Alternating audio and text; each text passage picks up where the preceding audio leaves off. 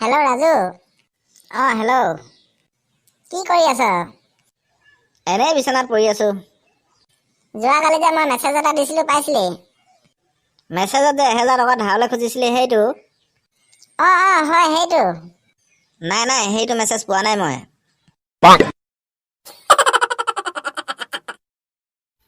হেৰা শুনিছানে? মই অকণমান বিচনাত পৰোগৈ, বৰ ভাগৰ লাগিছে। কোনোবাই ফোন মাৰিলে মোক নাই বুলি ক'বা হা। ঠিক আছে বাৰু, হ'ব।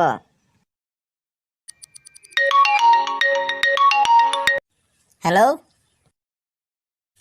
তেওঁ এতিয়া ঘৰতে আছে। এতিয়া ঘৰত নাই বুলি ক'ব দিলোঁ, আৰু এতিয়া কৈছা যে ঘৰতে আছে। সেইটো মোৰ ভাগৰ ফোন আছিলে।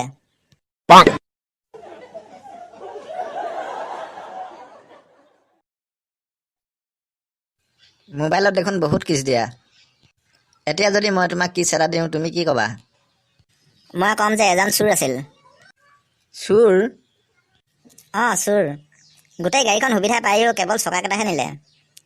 ইচ্ছা কৰিলে গোটেই গাড়ীখনে নিব পাৰিলেহেঁতেন।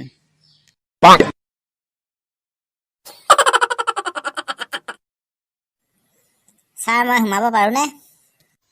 ৰাজু, কোৱাচোন তোমাৰ কেনেকৈ ইমান পলম হ'ল? ছাৰ, পাপা আৰু মা দুয়োজনে কাজিয়া লাগি আছিল। সিহঁতে কাজিয়া লাগিলে তোমাৰ আকৌ কেনেকৈ পলম হ'ল? ছাৰ, মোৰ জোতাযোৰ পাপাই এপাত আৰু মায়ে এপাত লৈ আছিল।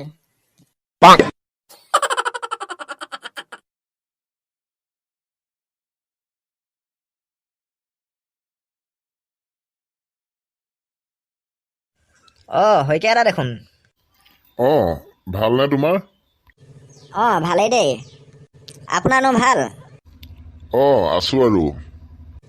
বহুত দিন লগ পোৱাই নাই নহয়। আপুনি কেনেকৈ ইমান শকত হ'ল?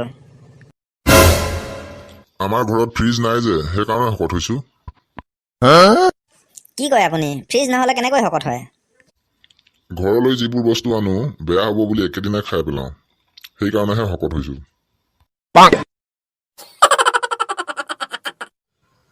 বন্ধু-বান্ধৱীসকল, ভিডিঅ'টি লাইক কৰিব আৰু যদিহে আপুনি এই চেনেলটি এতিয়ালৈকে ছাবস্ক্ৰাইব কৰা নাই তেনেহ'লে ছাবস্ক্ৰাইব কৰি ল'ব। ধন্যবাদ।